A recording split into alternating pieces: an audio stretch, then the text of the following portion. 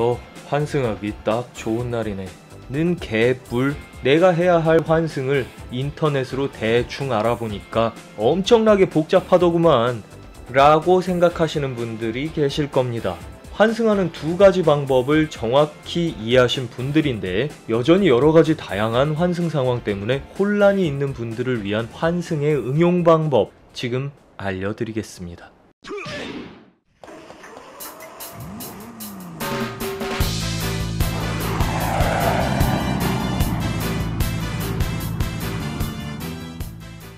안녕하세요, 드로이센입니다. 시작하기에 앞서서 이 영상은 기본적인 환승 방법을 알고 계셔야만 이해가 되는 영상입니다. 그러니 환승을 알아보다가 처음 이 영상을 접하신 분들은 위의 링크나 영상 마지막에 추천 동영상으로 뜨는 영상을 반드시 보신 뒤에 이 영상을 보시길 추천드립니다. 자, 제가 전에 환승 방법에 대한 영상을 올렸더니 이런 질문이 들어왔습니다.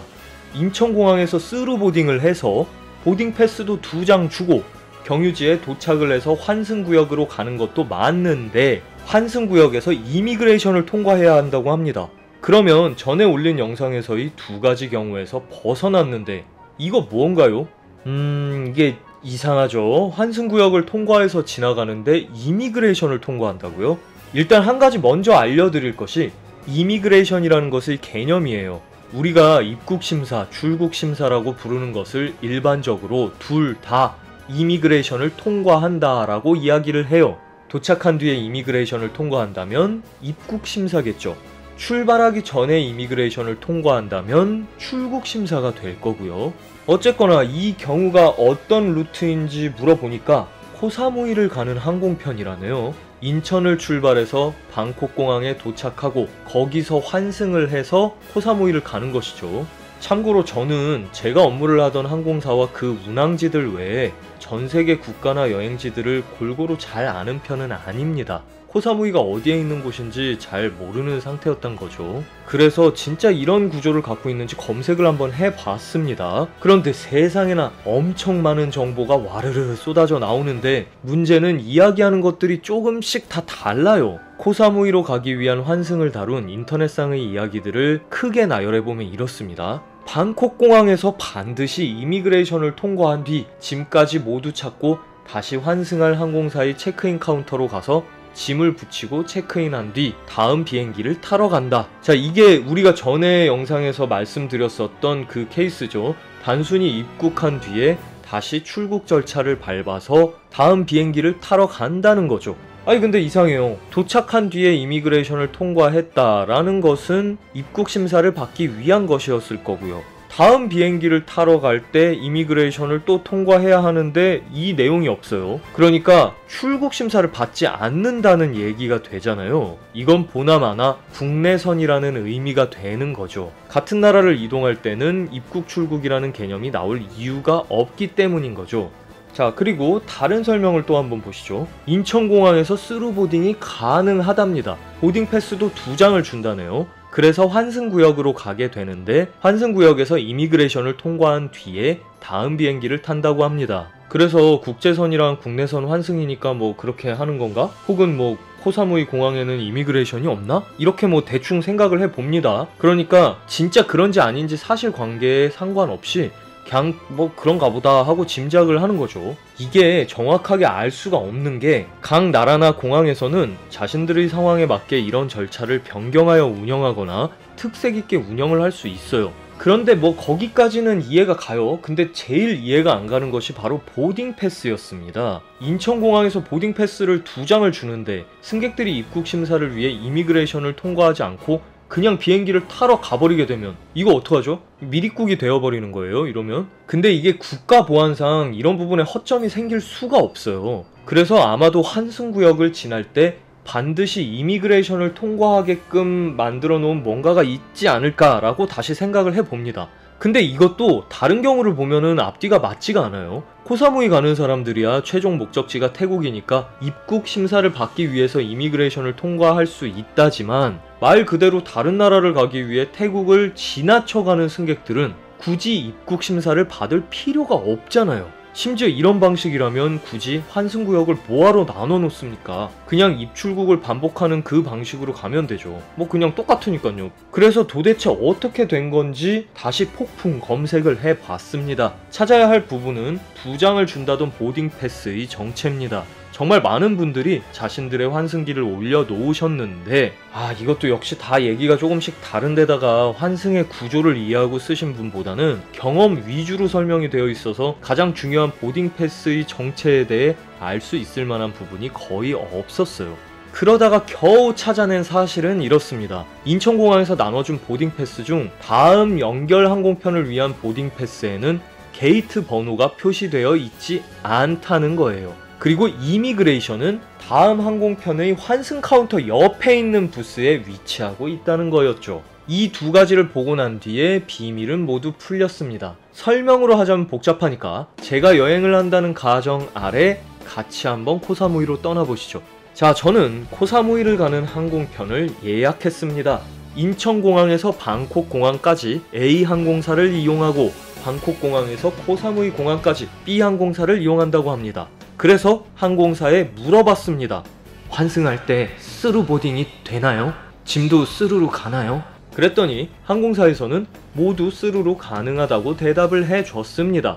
그래서 전 제가 알고 있는 대로 그냥 환승구역으로 가서 다음 비행기를 타면 된다고 생각을 하게 되죠. 출발일이 다 되어서 인천공항의 A항공사 체크인 카운터에서 탑승 수속을 하고 있었습니다. 혹시 몰라서 탑승 수속을 할 때도 또 물어봤어요.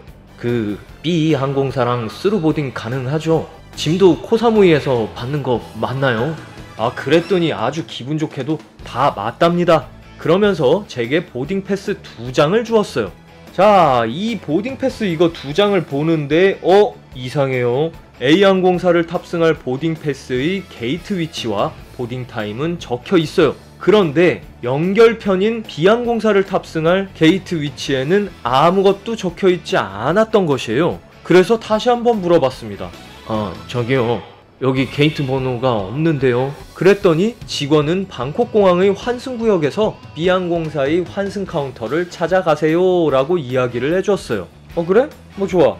어쨌거나 비행기를 타고 방콕공항에 도착을 한 뒤에 환승구역을 찾기 위해 트랜스퍼 표지판을 찾고 있는데 트랜스퍼 중에서도 따로 코사무이가 적혀있는 트랜스퍼 표지가 있네요. 그럼 당연히 그 표지판을 따라서 갑니다. 가다 보니까 체크인을 해준다는 무슨 부스가 있어요. 그곳에서 여러 항공사에 환승 체크인을 해주고 있던 것 같아요. 그래서 외국어를 할 줄 모르는 제가 쭈삣쭈삣 다음 연결 항공편의 보딩 패스, 아까 그 게이트 번호가 비어있는 보딩 패스를 슬쩍 보여주니까 거기 있는 직원이 알아서 탑승 수속을 해주면서 게이트 번호가 적혀있는 새 보딩 패스를 주네요. 그리고 옆에 있는 이미그레이션으로 가라고 이야기합니다. 가만 보니까 다른 사람들도 다 글로 가고 있어요. 그래서 이미그레이션에 갔죠. 그랬더니 입국 수속을 하게 됐고요. 그 뒤에 무사히 다음 비행기를 타게 되었습니다. 자, 이런 시나리오가 될 거예요. 이런 부분으로 진행이 될 겁니다. 자, 여기서 생각해봐야 될 부분은 별달리 알아본 것도 없이 그냥 가도 알아서 입국 수속을 하는 곳까지 가게 되었다는 거예요. 그리고 그 과정들은 필연적으로 연계가 되게 되어 있다는 겁니다. 일반적인 환승 방법을 알고 있는 사람들이 이용에 문제가 없게끔 그렇게 만들어 놓거든요. 그런데 여러분들이 혼란스러워하는 이유는 바로 인터넷 때문입니다. 시기별로, 상황별로 달라지는 그들의 경험을 현재 시점에서 나를 위한 통일된 답으로 결론을 낼 수 없기 때문입니다. 실제로 이 코사무이 이번 경우는 스루보딩이 어떤 항공사는 안 되다가 나중에 가능한 경우로 바뀌게 되고, 멀쩡히 되던 스루보딩을 하던 항공사도 2016년도 기점으로 불가능으로 바뀌었다가 다시 현재 스루보딩을 하고 있는 등 항공사별로 혹은 같은 항공사인데도 시기에 따라서 그 상황이 바뀌어 버리게 됩니다. 그래서 복잡하게 갈 필요 없이 기본은 이겁니다. 일단 내가 환승구역으로 갈 수 있는 스루 체크인 혹은 스루 보딩인지와 짐이 최종 목적지까지 한 번에 스루로 가는지 이걸 탑승하는 항공사에 물어봐야 하는 거죠. 이거 공항 갈 때까지 불안해하지 마시고 항공권 구매할 때나 아니면 구매 후에 전화나 이메일로 문의를 하면 됩니다. 그리고 공항에서 탑승 수속을 할 때 보딩 패스를 2장을 주는지 그 내용에 이상이 없는지 확인을 해보고 궁금한 점이 있다면 거기다 다시 한번 물어보는 거죠. 여러분들이 구매한 항공권에는 이런 부분을 물어볼 수 있는 그런 서비스에 대한 비용도 들어가 있어요. 과감하게 물어보세요. 이후에는 다음 항공편을 타기 위한 게이트와 보딩 타임을 알기 위해 노력을 하는 겁니다. 뭔가 여러분들이 항공편에 대한 부분을 물어보려면 언제 어떻게 물어봐야 될까요? 내가 타야 할 항공사의 카운터에 가서 물어봐야 돼요. 그런데 내가 환승구역에 있는 상황이라면 당연히 다음에 탈 항공사의 환승 카운터에 가서 물어봐야 되겠죠. 아까 같은 경우는 뭐였나요? 게이트 번호가 없었잖아요. 내가 비행기를 어디로 가서 타야 할지 모르기 때문에 그 부분을 물어봐야 되는데 이런 경우에 환승 카운터를 가게 되면 답을 준다는 거죠. 그래서 여러분들은 이러한 부분을 일일이 다 생각할 필요 없이 편안하게 기본만 지키면서 가면 된다는 거예요. 자, 저도 이번에 코사무이라는 곳의 이름은 사실 사무이이며 코는 태국말로 섬이라는 것을 알게 될 만큼 모르는 상태에서 환승 절차를 생각해 보았습니다. 환승에 다소 변형이 가도 기본에 충실한 여러분들이라면 미아가 되지 않습니다.